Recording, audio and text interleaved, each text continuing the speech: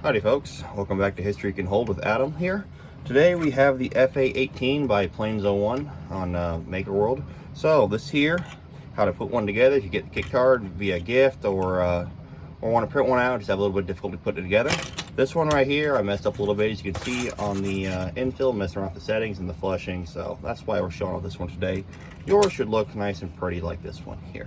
Now, first things first, of course, is let's get this body disassembled from the kit card. So take your pair of cutters, scissors, whatever you got, come in and cut these tabs all loose. Once you get them loose, make sure you go by and clean up the edges here best you can.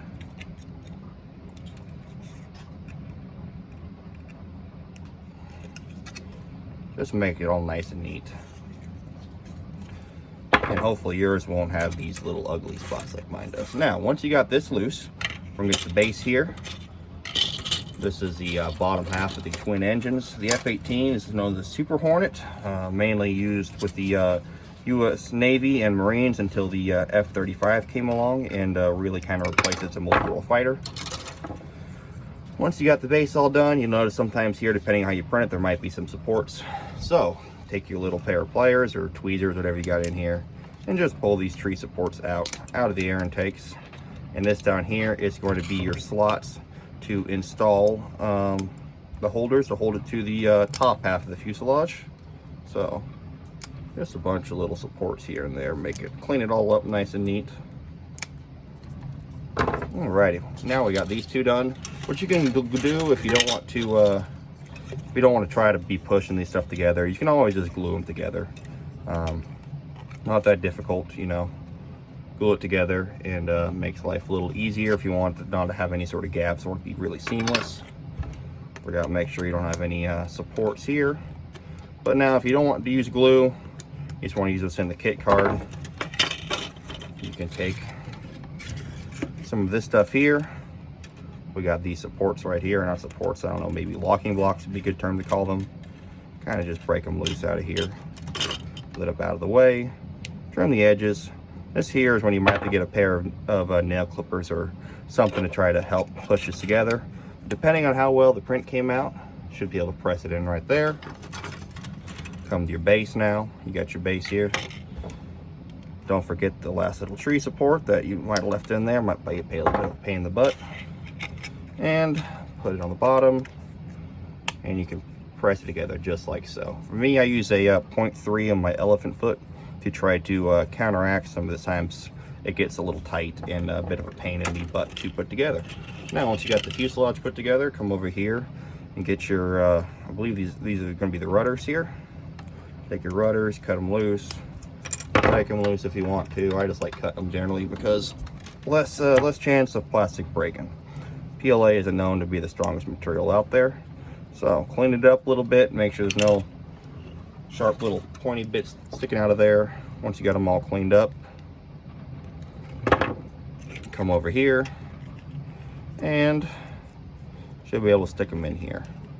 It's gonna be a rock and lock system. You push the front in first, like that, and then you rock the back in. Nice and pretty. You can do them either or if you want to do it this way, if the black facing in, you know. It's your model, do it how you want. And there you go. Now that is the main body of the aircraft done. Now the most difficult part I find is these missiles, the air-to-air missiles. They are a rock and lock system too. You can see here they got little areas where they also have some springiness, but they can be a bit of a pain. So, there's a left and a right, so you got to watch out for that.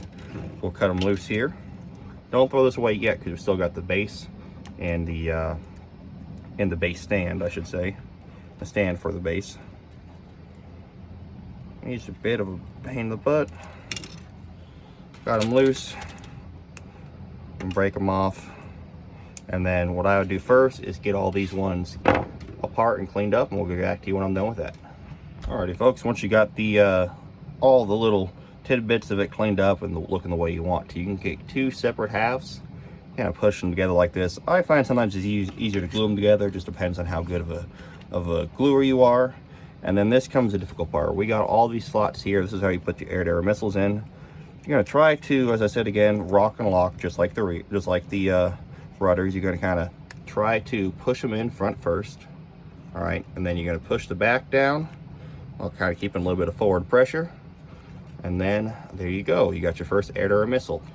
All right. Put it on. Now we're gonna do this another 4 times, and we'll be back to you when I get done putting all 4 of them in. Alrighty, folks. Notice one thing as I was putting these ones together. You know, you're always trying to play around and get a little bit better results. If it's too difficult for you to do the front lock and rock, you can always do it this way too with the back. Push it in. If I could do this, with the back end first. Make sure she's in as tight as you can in the backwards, and then put a little bit of pressure down. And there you go. Now you got all 4 air-to-air missiles on there. Look like you're ready to go shoot down a Russian MiG. The last thing to do now to get it ready for your desktop to add to your collection is you're going to cut loose this last final base stand in here and the base. Cut this loose. Put your part off the side.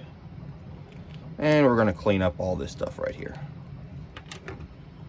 Once we got this all cleaned up, looking pretty, what you want to do, come over here to your base, stick your base right in there, press it in there nice and tight.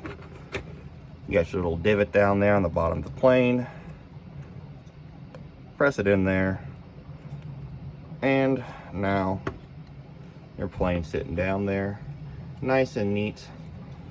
Perfect for any desktop.